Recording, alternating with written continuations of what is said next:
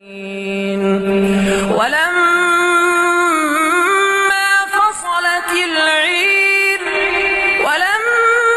فصلت العير قال أبوهم إني لأجد ريح يوسف